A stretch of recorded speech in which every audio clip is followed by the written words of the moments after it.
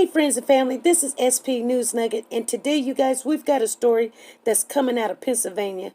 Now you guys, we did talk about this the other day, so I'm going to share this story with you because there is some updates already on it, but there was an Amber Alert out on August the 31st for this little girl right here. She's a toddler, so she's about 2 years old, and I guess it was on late.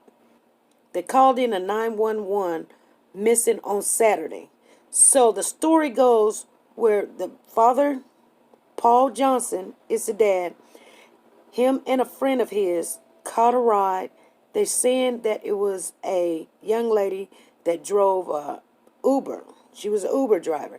But for some reason, they get out the car. I guess there was a little argument or something. She speeds off with the baby still in the car. Unbeknownst that he says that he didn't know this young lady, so he tries to reach her, calling her phone, back and forth, trying to reach her. So he ends up at 5 p.m. calling 911, saying that the little girl has been abducted. He calls at 5 p.m. on Saturday. Now, they catch up with the young lady. Her name is Sharina Nancy at 7:30 p.m. that evening in Penn Hills. But there was no baby in the car. She was driving. She was talking FaceTime with her husband, which has been deported, so he's out of the country at the time that she got arrested. Now, it's became known they've been doing this search for this toddler for about 3 days. The grandmother, Paul Johnson's mom, she was on vacation, so she rushes back to help try to find her grandbaby. Now, as they were looking and searching for the 3 days, a lot of information has came out on Paul Johnson. First of all, it's been noted that Paul Johnson and this Uber driver, which is Sharina Nancy, has been having relations. They've been having an affair. So we're finding out that it's not just some unknown Uber driver. They have been in relations with each other. Then there has been another report where, let's see here, that the mother of this child had filed a PFA, admits to that Paul almost killing Nalani before, sticking a gun to his head in the car while she was in the car, that if anybody came close, that he would blow her away, whoever away that came close near. Even the sister-in-law, or, well, the mom's sister, was threatened at the time. The reason why the PFA was not granted, the mother of the 2-year-old did not show up for court. Back to the new findings. They did find the baby, and they found the toddler on Tuesday in Park, Indiana County Park. She was pronounced dead at the scene, still strapped to the car seat. That's that.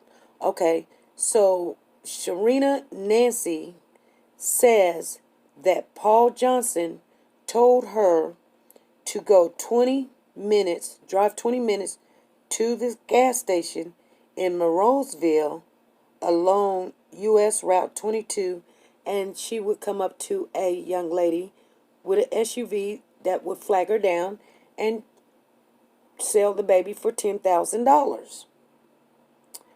Okay, that is her story. She is already charged with concealment, interference, and there are additional pending the results of the autopsy. Now, we do have some clips here. There have not been no charges against Paul Johnson. His mother is standing, beside him and to support him. I am going to share with you guys this video, and then we'll talk about it. Here we go. This investigation. Well, we have a lot of information, like phone records and that type of thing. I don't know that they've been completely analyzed. We did file a criminal complaint on the kidnapping side of this. That was scheduled for preliminary hearing on the September 16th, I believe. We're we're not going to go with that. We're going to see what the coroner has to say ultimately, and if he gives an opinion consistent with our conversation yesterday, then we'll charge criminal homicide along with the kidnapping, and we'll join all those charges and have one preliminary hearing, and then assuming everything is held for court, and obviously this woman is innocent until she's proven guilty, assuming everything is held for court, then we'll file one indictment. So, what, understanding the things that are still outstanding for the coroner and for the pathologist, what is in hand? What is known from the discovery of the body and the circumstances of the setting about what happened? Well, her movement from Penn Hills out 22 to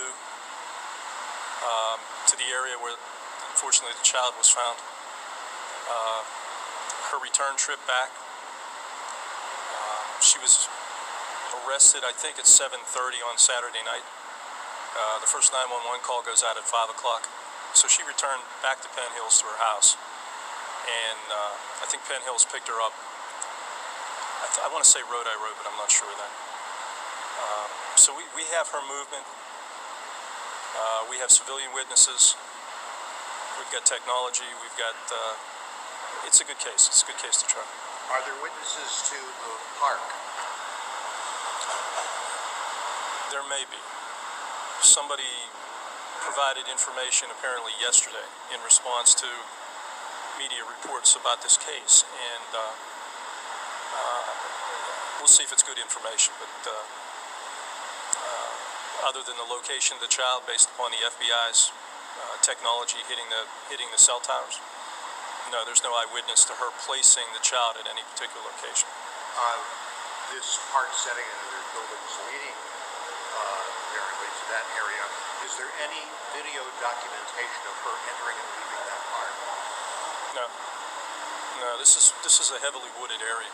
I was explaining to these gentlemen that if you go out 22 and you go past the 119 intersection, it's a little bit further east on 22. Is where the child was located. Now, heard some things just to sort of clarify them. Was the child's body in the car seat? Yes. Describe the setting and the circumstance and what is obvious and what still has to be determined physically from the recovery of the body. Well, the child is the car seat's on the ground. The child is strapped into the car seat as if you would strap the child in your car. There's nothing extraordinary about the area except it's heavily wooded. There is a park proximate to this particular location. I know they identified the park by name, but I can't recall it. Other than that, Bob, I'm not sure what to tell you.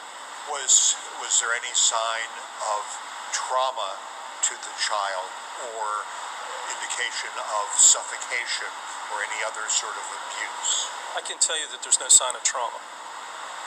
That's been eliminated. The baby is fully clothed. She did not die from exposure to the elements. That's been eliminated. There are other theories that, again, I'd prefer that the coroner come to his conclusions, and then maybe we can talk more about it then. Was this child, if you know, I know she was approaching her second birthday, was she a toddler? Was she able to move on her own? In other words, had this child not been strapped in this seat, would this child have been able to wander somewhere and perhaps be found by someone? She's a well-developed child for just about a week to 10 days under 2 years old. I believe she could walk, but not being strapped in a chair, obviously she couldn't get out of the chair. So she was restrained in this chair and left there. So if she was alive for a time, she would have not been able to move. But do you believe, working theory, that she was dead when she was left? I'm going to let the coroner finish his work, and then I'd be glad to speak to this more. Probably the coroner would answer those particular issues. Is there any indication or suggestion that anyone else would have a suspected role in what happened to this child in addition to the woman that is in custody? There's no evidence that indicates anybody else was responsible for that child's being taken from Penn Hills and ultimately being placed in that field or in the woods in Indiana County. Is there any suggestion, explicit or inferred, that this was an act of vengeance or spite against the father? We're going through different theories. That hasn't been developed well enough that I'm comfortable giving you an opinion. I'm not allowed to talk about motive anyway. I mean, the police can. I'm not permitted to. Okay, you guys, I am going to end this video. If you are interested in any more information about what's happened and want to see how this playing out, leave me a comment down below. Tell me if you're interested in what's going on with this little girl right here. Her name was Nalani Johnson. They did find her dead. So leave me a comment down below if you're interested in what's going on with this case. Like I always tell you guys, be good, be safe, and be nice to each other.